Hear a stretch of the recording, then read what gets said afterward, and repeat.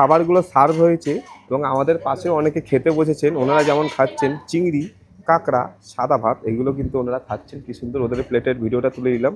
হ্যাঁ, ওরা কি খাচ্ছে সেটাও দেখা হয়ে গেল। এবার আমি দেখাবো আজ আমরা কি খাচ্ছি। দেখো আমরা যেগুলো খাচ্ছি সেটা হচ্ছে রেড স্নেপার ফিশ কারি এবং হচ্ছে রেড স্নেপার ফিশ ফ্রাই, তার সঙ্গে লেবু কাঁচা লঙ্কা এসব তো দেওয়া রয়েছেই। আমাদের অয়ন ভাই সঙ্গে সঙ্গে সাদা ভাতটা পুক করে নিয়ে নিল পাতের মধ্যে।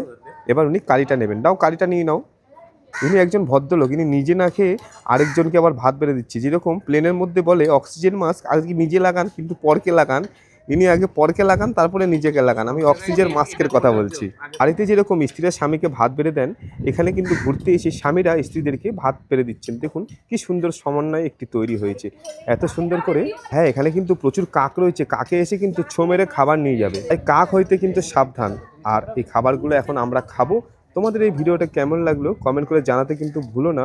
আর যদি কেরালায় ঘুরতে আসো, এই পুবারে আসলে কিন্তু এই যে পুবারের এই ফ্লোটিং যে রেস্টুরেন্টে খেতে কিন্তু অবশ্যই ভুলবে না।